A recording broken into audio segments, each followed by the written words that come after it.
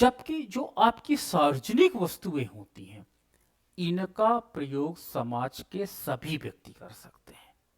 यानी ये कॉमन वस्तु होती है और इसका प्रयोग में ऐसा नहीं है कि आपने टैक्स ज्यादा दे दिया है एक पार्क के लिए तो उस पार्क में आपका ही अधिकार रहेगा। नहीं, एक व्यक्ति ऐसा भी हो सकता है जो टैक्स ना दिया हो क्योंकि बहुत गरीब है, बट उस पार्क का ऑप्टिमम यूज वो भी कर सकता है।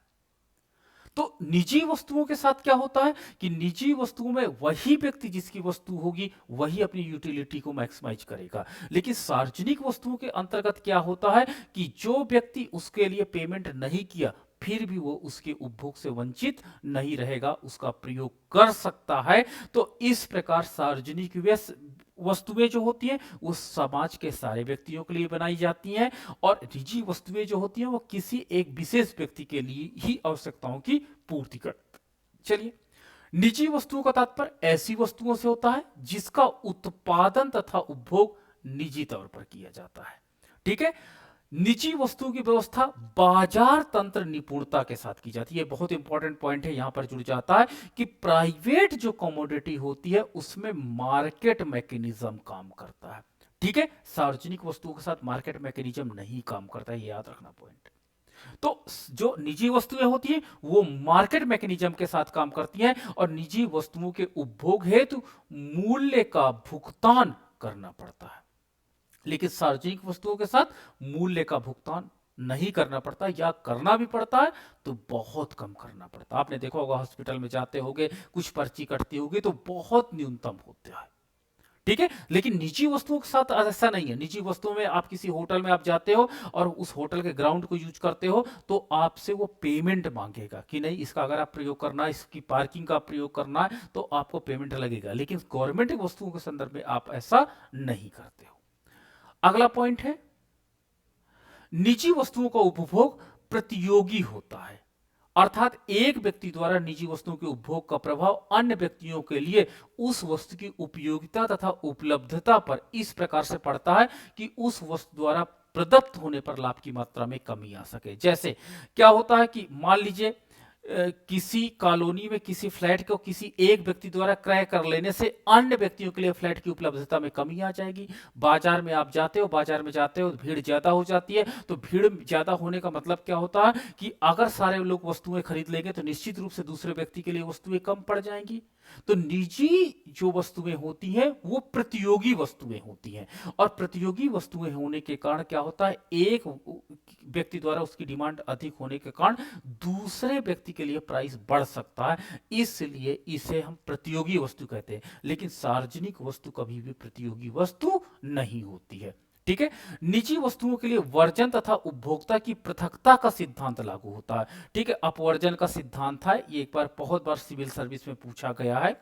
ठीक है, निजी वस्तुओं के लिए अपवर्जन का सिद्धांत या उपभोक्ता की पृथकता का सिद्धांत लागू होता है। इस सिद्धांत के अनुसार व्यक्तिगत या निजी वस्तु का उपभोग कर पाते हैं जिनमें उस वस्तु के बाजार के मूल्य का भुगतान किया है। मतलब अपवर्जन का सिद्धांत ये कहलाता है कि जो व्यक्ति मूल्य का भुगतान करेगा वही उसका उपभोग करेगा।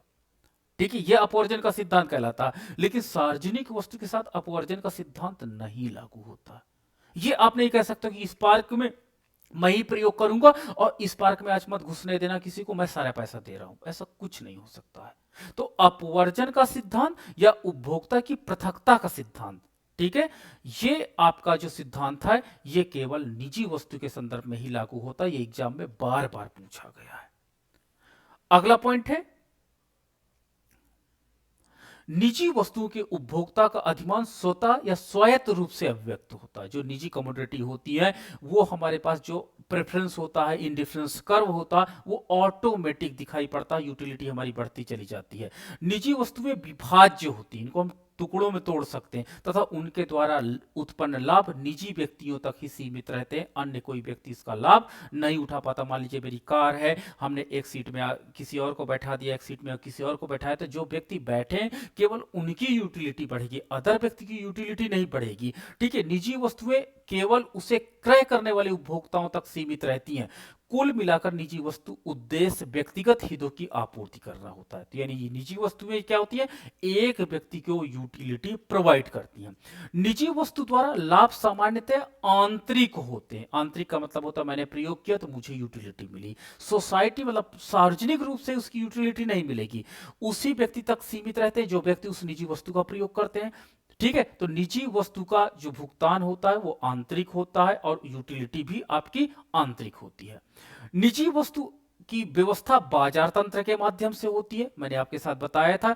और बाजार के आवंटन सिद्धांत का काम होता है कि यानी बाजार में अगर क्या हो जाएगा, प्रतियोगिता बढ़ती है, प्रतियोगिता बढ़ेगी तो वस्तुओं की क्राइसिस हो जाएगी, उससे मूल्य प्रभावित होगा, तो इस तरह चलेगा।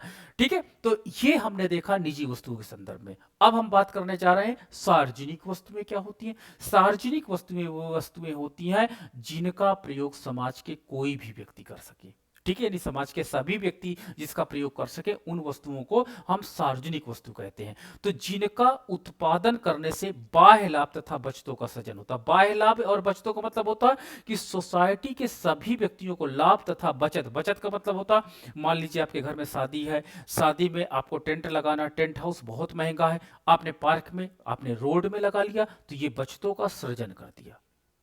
ठीक है, बचतों का सृजन कर दिया। आपने कार पार्किंग में लगाने गए, वहां 50 रुपए चार्ज है, आपने रोड के किनारे से खड़ी कर दिया, बचतों का सृजन हो गया। ठीक है, तथा इनका उपयोग सामूहिक रूप से किया जाता है, ग्रुप में किया जाता है।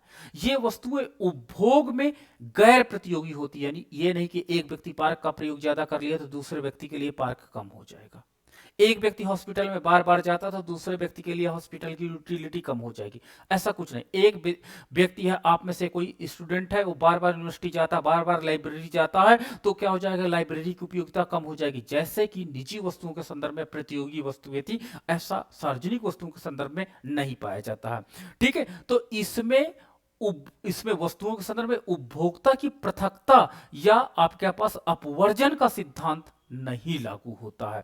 सार्वजनिक वस्तु के उत्पादन में मुख्य उद्देश्य सार्वजनिक आवश्यकताओं की पूर्ति करना होता है। मान लीजिए आपके एरिया में एक सार्वजनिक नल लगा दिया जाता है, आप कहते हो हैंडपंप लगा दिया जाता है, तो उस हैंडपंप का उद्देश्य होता है समाज के सभी व्यक्तियों के कल्याण को अधिकतम करना और उनको लाभ प्रदान करना। सार्वजनिक वस्तुओं का आवंटन सामान्यतः राजकोषीय या बजट नीतियों के माध्यम से होता है। यदि इसका फाइनेंस कहां से आता है, सार्वजनिक वस्तु की वस्तुओं का जितना भी वस्तुएं होती हैं उनका निर्माण हरदम बजट के माध्यम से किया जाता है। और कौन सा बजट, जो आप न्यूज़पेपर में देख सकते हो, आप देख सकते हो, पढ़ सकते हो, समझ सकते हो, तो इसकी व्यवस्था वहां से की जाती है। अगला है सेमुल्सन द्वारा सार्वजनिक वस्तुओं की अवधारणा का प्रतिपादन उनके द्वारा 1955 में प्रकाशित लोक व्यय की अवधारणा के शुद्ध सिद्धांत में प्रस्तुत की गई। और उनमें उन्होंने सार्वजनिक वस्तुओं की दो प्रमुख विशेषताएं उजागर की थी। ये विशेषताएं उपयोग में गैर प्रतियोगी, यानी इनका चाहे जितना आप प्रयोग करिए, ठीक है, चाहे जितना इनका प्रयोग करिए, ये किसी अन्य व्यक्ति के लिए क्राइसिस नहीं जनरेट करेंगी। तथा गैर अपवर्जन का सिद्धांत होता है कि मतलब कोई व्यक्ति मूल्य देगा तो केवल उसी को अवेलेबल होगा, अन्य व्यक्ति को अवेलेबल नहीं होगा, ऐसा नहीं होता इसमें। तो ये दो प्रमुख विशेषताएं होती हैं जो सार्वजनिक वस्तु के साथ पाई जाती हैं, और मैंने बताया कि एग्जाम में बार बार इस पॉइंट को पूछा गया। ठीक है, अगला पॉइंट है सार्वजनिक वस्तुओं की विशेषताएं। सार्वजनिक वस्तुओं का प्रयोग गैर प्रतियोगी होता है। सार्वजनिक वस्तुओं का वर्णन एवं उपभोक्ता की पृथकता का सिद्धांत लागू नहीं होता है। अपवर्जन, इसको वर्णन कह सकते हो, अपवर्जन कहो, अपवर्जन का सिद्धांत। सार्वजनिक वस्तुओं के अधिमानों में अभिव्यक्ति स्वतः न होकर के समाज द्वारा होती है। अब एक पार्क है, उस पार्क से आपने कितनी यूटिलिटी पाई नहीं बता सकते हो। उस पूरे कम्युनिटी, जितनी कम्युनिटी ने उसको लाभ लिया, वो पूरे यानी समाज द्वारा इसके लाभ को इंगित किया जा सकता है, व्यक्ति द्वारा नहीं। सार्वजनिक वस्तु का उपभोग एवं लाभ समाज में सभी के लिए समान मात्रा में होता है। सार्वजनिक वस्तुओं का उपभोग सामूहिक तौर पर किया जाता है और सार्वजनिक वस्तु की आपूर्ति में सार्वजनिक उद्देश्यों की पूर्ति होती है। यानी हम समाज के सारे व्यक्तियों को लाभ दिलाना चाहते हैं, इसलिए सार्वजनिक वस्तुओं का निर्माण किया जाता है। सार्वजनिक वस्तुओं द्वारा बाह्य बचतों के माध्यम से समाज लाभ निर्मित करते होते हैं और सार्वजनिक वस्तुओं द्वारा लाभ अविभाज्य होते हैं, यानी इसके लाभ को हम डिवाइड नहीं कर सकते। एक पार्क में झूला लगा है, उस झूले से सभी लोग यूटिलिटी पा सकते हैं, ऐसा नहीं कि केवल कुछ व्यक्ति ही उसकी यूटिलिटी पाएंगे, अन्य व्यक्ति उसकी यूटिलिटी नहीं पाएंगे। यानी अविभाज्य होते हैं, इनको हम विभाजन नहीं कर सकते। सार्वजनिक वस्तु के संदर्भ में बाजार व्यवस्था तथा कीमत तंत्र असफल होता है। केवल निजी वस्तुओं के संदर्भ में बाजार व्यवस्था और प्राइस मैकेनिज्म काम करता है। सार्वजनिक वस्तुओं की मांग विभिन्न व्यक्तिगत उपभोक्ताओं की मांगों के लंबी ऊर्ध्वाधर योग से प्राप्त होती है। यानी सभी व्यक्तियों की मांगों को जोड़ दीजिए तो हमें सार्वजनिक वस्तुओं की मांग प्राप्त हो जाएगी। ठीक है, सार्वजनिक वस्तुओं की व्यवस्था में निःशुल्क सवार समस्या को आत्मसात होने के कारण बाजार एवं किसी तंत्र के माध्यम से सार्वजनिक वस्तुओं का उत्पादन परेटो अनुकूलतम के नहीं होगा। तो परेटो अनुकूलतम क्या हो जाएगा, आपको अगली क्लासेस में पढ़ाया जाएगा। तो वहां पर जो सार्वजनिक वस्तुएं होंगी उन सार्वजनिक वस्तुओं के विषय में हम लोग एक्सप्लेन करेंगे। सार्वजनिक वस्तु का आवंटन व्यवस्था में सामान्यतः बाजार व्यवस्था असफल रहती, अर्थात इनकी व्यवस्था राजकोषीय एवं बजट नीतियों के माध्यम से की जाती। तो ये चीज क्लियर हो गई। अब आके देखते हैं कि what is the basic difference, अंतर क्या है दोनों वस्तुओं में। सार्वजनिक वस्तुओं का उपयोग गैर प्रतियोगी और निजी वस्तुओं का उपयोग प्रतियोगी होता है। सार्वजनिक वस्तु किसी व्यक्ति द्वारा उपभोग से अन्य व्यक्तियों के लाभ पे कोई प्रभाव नहीं पड़ता, जबकि निजी वस्तुओं के उपभोग से अन्य व्यक्तियों हेतु उपलब्ध वस्तुओं की मात्रा पर नकारात्मक प्रभाव पड़ता। मान लीजिए मैं गया बाजार में और सारी चीजें मैंने खरीद लिया, तो अन्य व्यक्तियों के लिए क्राइसिस पैदा हो जाएगी। सार्वजनिक वस्तु का लाभ किसी को वंचित नहीं किया जा सकता। जैसे आपने देखा होगा प्रकाश स्तंभ होता है, स्ट्रीट लाइट होता है, शुद्ध वायु होता है, तो सार्वजनिक वस्तुओं के लाभ से किसी को वंचित नहीं किया जा सकता है। लेकिन आपके पास जो निजी वस्तु होती है, ठीक है, संबंध में वर्जन का सिद्धांत लागू होता है। अपवर्जन का सिद्धांत, कि अपवर्जन का सिद्धांत यह कहता है कि जिसके पास पैसे नहीं होंगे वो मूल्य नहीं दे सकता, इसलिए निजी वस्तुओं का वो प्रयोग भी नहीं कर सकता, इसलिए निजी वस्तुओं के उपभोग से वो वंचित भी हो सकता है। तो इसमें अपवर्जन का सिद्धांत लागू होता है। अगला पॉइंट है, सार्वजनिक वस्तुओं का उपभोग सामूहिक किया जाता है, जबकि निजी वस्तुओं का उपभोग निजी तौर पर किया जाता है। हम लोग क्या करते हैं, पर्सनल लेवल पर करते हैं। निजी वस्तुओं में उपभोक्ताओं के अधिमान स्वतः ही बाजार अभिबंध होते हैं, मतलब कि बाजार मार्केट मैकेनिज्म पे निर्भर करते हैं। बाजार में वस्तु महंगी होगी तो हम कम खरीदेंगे, सस्ती होगी तो ज्यादा खरीदेंगे। सार्वजनिक वस्तु के संदर्भ में ऐसा नहीं, जहां हमको अच्छा लगेगा वहां हम खड़े रहेंगे, जो चीज हमको पसंद होगी वो हम करेंगे। तो सार्वजनिक वस्तु के साथ ऐसा है। ठीक है, सार्वजनिक वस्तु का उद्देश्य सार्वजनिक तथा सामाजिक कल्याण तथा उपभोग की पूर्ति करना है। तो देखो, सार्वजनिक वस्तुएं क्या करती हैं, सभी का कल्याण चाहती हैं। ठीक है, सामाजिक कल्याण को मैक्सिमाइज करती हैं, सभी के उपभोग को पूर्ति करती हैं, जबकि निजी वस्तु के संदर्भ में ऐसा नहीं है। निजी वस्तु के उपभोग में प्रत्येक व्यक्ति को कितना लाभ हुआ यह देखा जाता है, इसका आकलन तथा मापन संभव है। निजी वस्तुओं के संदर्भ में याद रखना, हम उसको मेजरमेंट कर सकते हैं, लेकिन सार्वजनिक उपभोग से प्राप्त सभी लाभों का मापन तथा आकलन करना संभव नहीं होता है। निजी वस्तुओं के उपभोग तथा उत्पादन से आंतरिक लाभों का निर्माण होता है, याद रखना, निजी से। लेकिन सार्वजनिक वस्तुओं के उपभोग से बाह्य लाभ जो होते हैं ना, बाह्य लाभ तैयार होते हैं, बाह्य बचतें निर्माण होती हैं। तो इस प्रकार आंतरिक लाभ निजी वस्तुओं से जुड़ा हुआ है, बाह्य बचतें आपकी सार्वजनिक वस्तुओं से जुड़ी हुई होती हैं। तो ये आज हमने आपके साथ डिस्कस किया। अब इस टॉपिक में आपको जहां पर प्रॉब्लम आ रही हो जरूर डिस्कस करें हमारे